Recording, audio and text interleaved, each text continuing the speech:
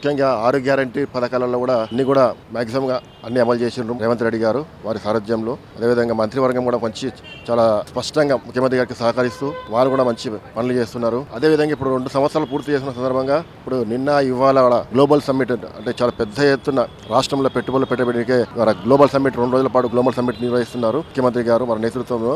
ఎంతో పెద్ద ఎత్తున దేశ విదేశాల నుంచి అందరూ ప్రతినిధులు వచ్చి కూడా ఇక్కడ ఈ గ్లోబల్ సమ్మిట్లో పాల్గొంటున్నారు. వాళ్ళు కూడా మన రాష్ట్రంలో పెద్ద ఎత్తున వేల కోట్ల రూపాయలతో పెట్టుబడులు పెట్టడానికి ముందుకు వస్తున్న వాళ్ళందరికీ కూడా ముఖ్యమంత్రి గారు అవకాశం ఫ్యూచర్ సిటీలో అవకాశం కల్పిస్తున్నారు. అదేవిధంగా వచ్చే 3 సంవత్సరాల్లో కూడా కాంగ్రెస్ ప్రభుత్వము ఇంకా మంచి పనులు చేస్తుంది, ప్రజలందరూ కూడా దగ్గర అవుతుంది. ఎటువంటి డోకా లేదు మన ముఖ్యమంత్రి రేవంత్ రెడ్డి గారు కానీ కాంగ్రెస్ ప్రభుత్వం కానీ. మళ్ళీ వచ్చేసారి మళ్ళీ సంవత్సరం కూడా కాంగ్రెస్ ప్రభుత్వం అధికారంలోకి వస్తుందని తెలియజేసుకుంటున్నాము. అన్న ప్రజలు బిల్కుల్ మంచిగా హ్యాపీగా సంతోషంగా ఉన్నారు. ఎందుకంటే ఇంతకుముందు పాలన కేసీఆర్ పాలన గడిల పాలన ఉండే, ఆ గడిలను కూలగొట్టి ప్రజల పాలనగా మార్చింది మా రేవంత్ రెడ్డి గారు, యనమల రేవంత్ రెడ్డి గారు మార్చడం జరిగింది. దానివల్ల ప్రజలు మంచిగా సుఖంగా హ్యాపీగా ఉన్నారు. ఫ్రీ బస్సు కానీ, సన్నబియ్యం పథకం కానీ, 500 రూపాయల గ్యాస్ కానీ, మిగతా అన్ని పథకాలు వస్తున్నాయి. కొద్దో గొప్ప అటు ఇటు అవుతుంటారు. కొద్ది గవర్నమెంట్ అనగా కేసీఆర్ కూడా సీఎం కాగానే ఎవ్వరికి ఏం చేయలేడు.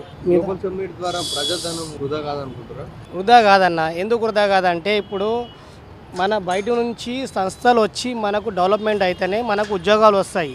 ఉద్యోగాలు రావడం వల్ల చాలామంది నిరుద్యోగాలు గత 10 సంవత్సరాల ముందు కేసీఆర్ అనే వ్యక్తి నీళ్లు నియామకాలు నిధులని చెప్పడం జరిగింది.